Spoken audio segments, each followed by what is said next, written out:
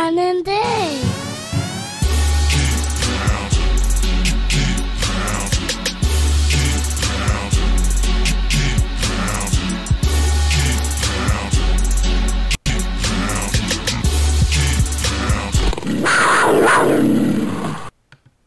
All right, so what's good, people? Welcome back to part three of the Curtis Samuel breakdown of why he may or may not be worthy of wide receiver number one targets, that is.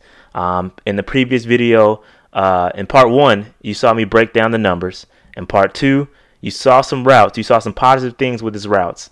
And in part three, we're going to take a look at some drops. Or a drop, excuse me. We're going to say, you go back to part one, we talked about his drop rate. So he does have a small issue with drops. I'm not saying it's Ted Ginn levels of drops, but he's got an issue where he dropped a couple balls. But not only that, we're going to take, because I don't want to portray this as a Curtis Samuel absolute love fest, because he's not perfect, okay? He's not a perfect guy, but he is good, in my opinion. He's not perfect, though. And not too many receivers are. But at the same time, in this video, we're also going to look at huge missed opportunities. There were several of them, several missed opportunities in last year that, where he was just underthrown, poor throws. And we're going to take a look at them. We are going to take a look at those because it counts. It matters. Had he connected with some of these passes, he'd probably be in the maybe 700 yards range with missing 5 games. So we got to put it in context, and we're going to take a look at it. All right, let's jump into it.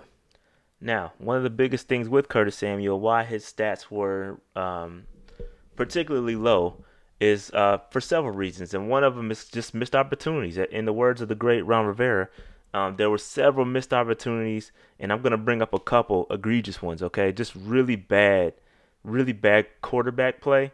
And this one is Taylor Heineke. I'll let the tape speak for itself, but geez Louise. All right, so let's run this. I'm going to run it, and then I'm going to talk a little bit about what happened here.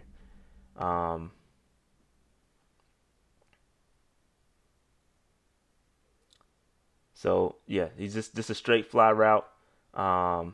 He beats that's Alford from the Falcons, who is a extremely fast cornerback. Alford runs a 4.39. Let's keep that in perspective while we're watching this film, okay? Super critical point there that he runs a 4.39 while we watch this, okay? 4.39. So Curtis is lined up top, one-on-one, single high safety against a lot of single high looks, particularly because they just don't respect our run game. Our pass game, our deep pass game, and I can see why with this play. All right, so let's run this play.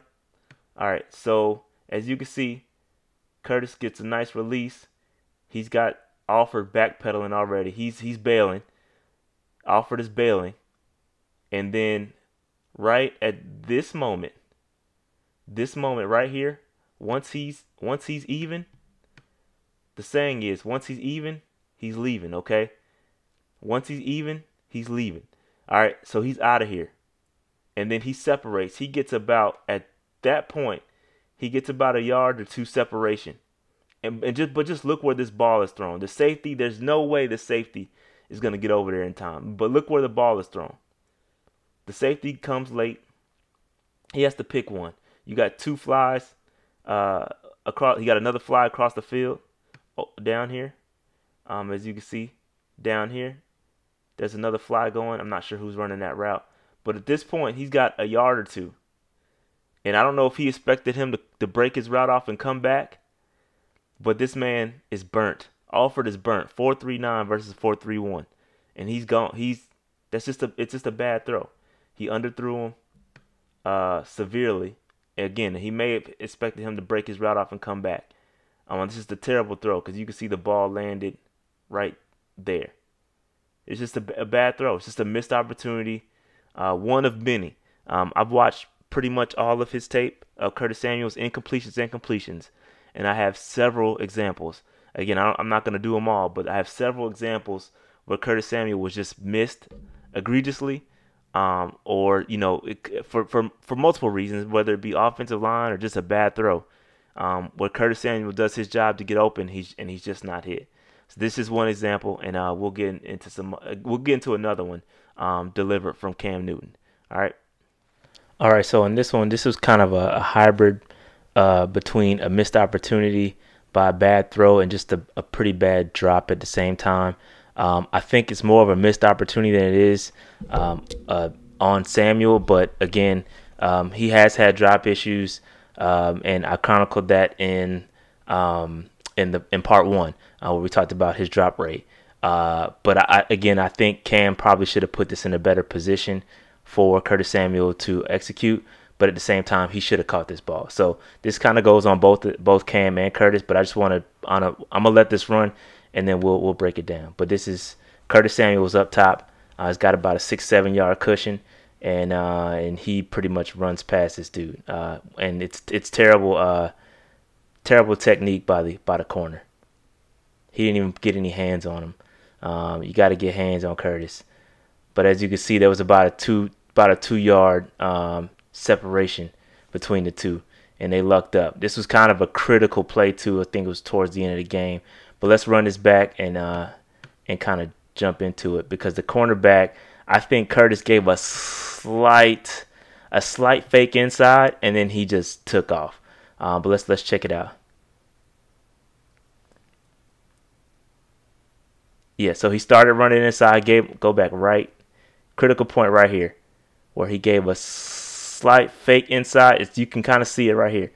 He stops, he lines him up. The cornerback is kind of on his heels. I know the video jumps, but he made a slight fake inside, and it had the cornerback tried to jump the route, and then he just proceeded to run past the dude. Cornerback's got to get some hands on him, but Curtis is just too fast. He's too fast, just runs right by the cat. Not one iota was touched. He didn't get touched at all. Cam throws this ball, and it probably should have been way out here at the 50-yard line, or it might have been a little bit further out. But he should have placed his ball further out. Curtis has to stop and come back to it. Oh, so excuse me, I was way off. So it probably should have been out here by the 40. Out here by the 40. He should let him. He should have let him put it in stride. So he had to break stride, but then Curtis has to come back, and it gives time for the cornerback to come and contest the ball. He has to come back, jump, and the cornerback contests it, knocks it down. I think Curtis probably should have caught this ball. If you zoom in closer and watch the play closer, Curtis, I think this counted as a Curtis Samuel drop. So he had an opportunity to get it, but it could have been this could have been so much easier had Cam put the ball out a little bit further. You can see at the point where he had to stop. He stopped right there at the 55-yard line. He had to stop his route and jump and contest. He had to turn into cornerback a little bit. Once again, he had to turn into a cornerback and try to come up and get that ball. But if it was out here between the 40, I'd say around the 40, 44, 43-yard line, if he'd have put that out there, Curtis Samuel would not have had to break stride. He would have been still running. So this is just another example of a missed opportunity, but it does count as a Curtis Samuel drop. He probably still should have caught that ball. But that's just an example of a missed opportunity. All right, here we go. Here's another missed opportunity from Cam Newton versus the Bucks. All right, so this one hurts a little bit because I've seen this so many times from Ted Ginn, and we'll take a look at a Ted Ginn play from 2 years ago. Well, actually 3 years ago now. That looks very similar to this. The formation is not the same, but the premise is. But let's just run this clip, and I'll let you see it, and then we'll talk about it. All right. I got a couple things in here. I'm gonna let this run.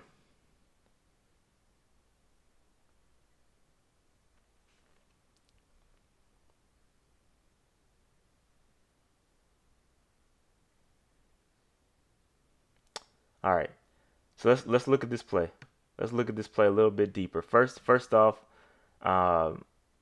you got a nice little cushion here. They're respecting the speed. Um, they want this is the short side of the field, so this dude has the boundary. He wants to try to push Curtis Samuel out towards the boundary. All right, because again, that sideline is another defender. Okay, so I'm gonna let this run, and then we'll make a couple comments here. So good release. Again, he's playing the boundary. All right. So as you can see right here, they're playing man to man. He bails. Okay, this dude, this cornerback bails rather quickly here, because I think he kind of knows what's coming. So he's bailing. He's bailing. He's in a full sprint right now, because he knows the fly is coming. He knows the fly is coming. Okay, I just want to take this note this time to look at this pocket. The pocket is clean. There is a clean pocket, and then the ball should have been thrown to where this ref is. The ball's in the air right now. The ball should have been placed out here near the 5-yard line towards them. There's nobody back here. There's no safety back here. The two safeties, this is a man-to-man defense. So all the cornerbacks, all the safeties are up here. There's nobody back here to help this dude out.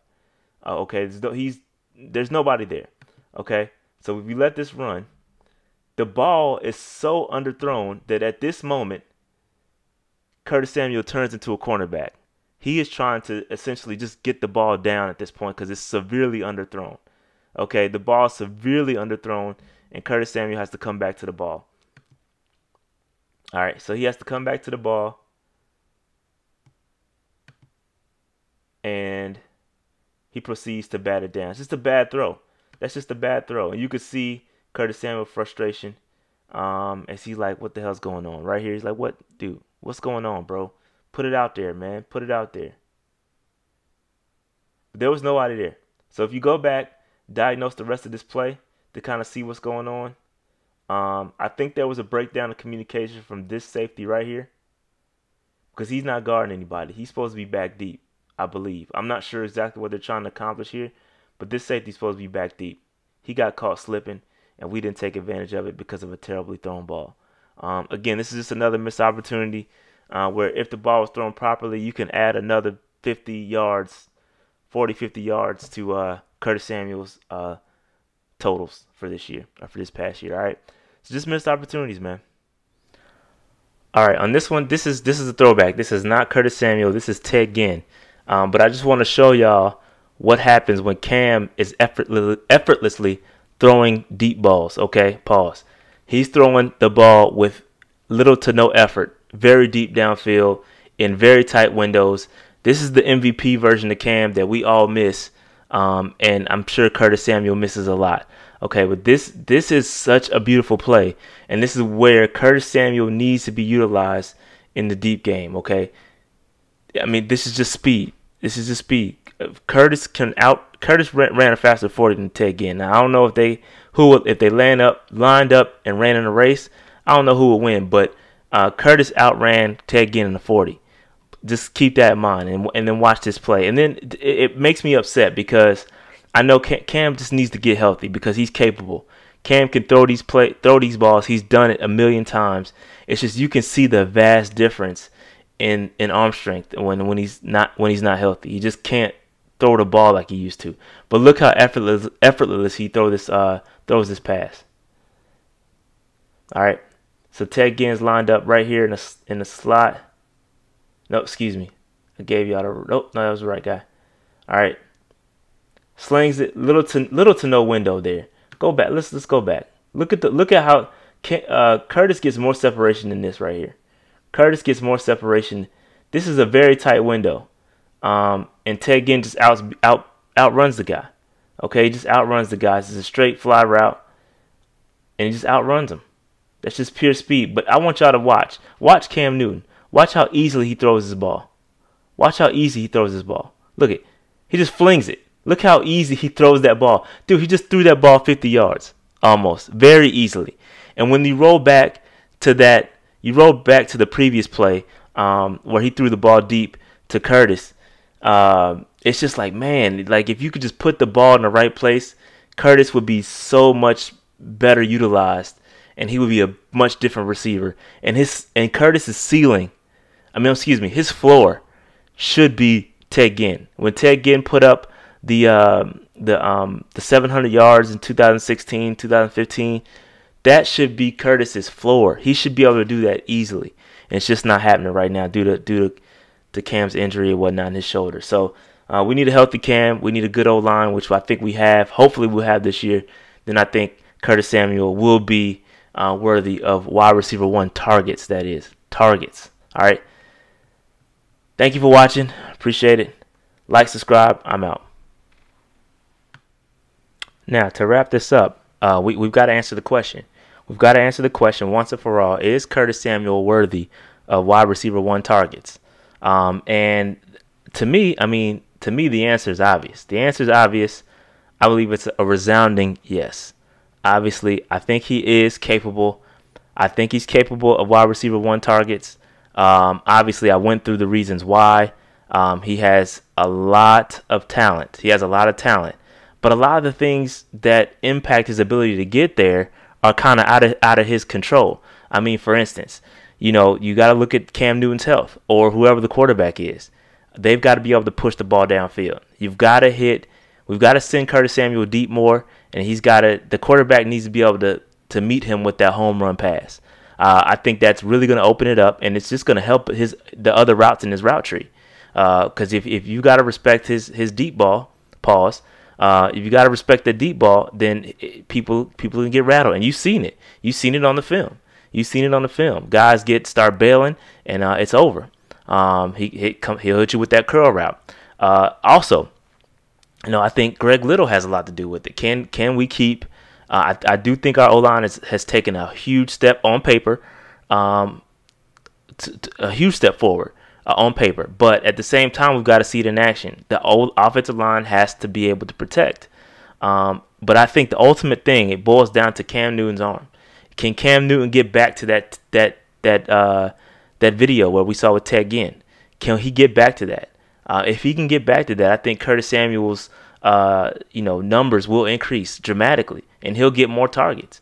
Something else that has a lot to do with this is DJ Moore's progression. Will DJ Moore demand more targets? He could be much better. I don't know yet. I don't know if he's going to take that next step, DJ Moore. Is Christian McCaffrey going to get a bunch of targets? Is he going to get the dump off still?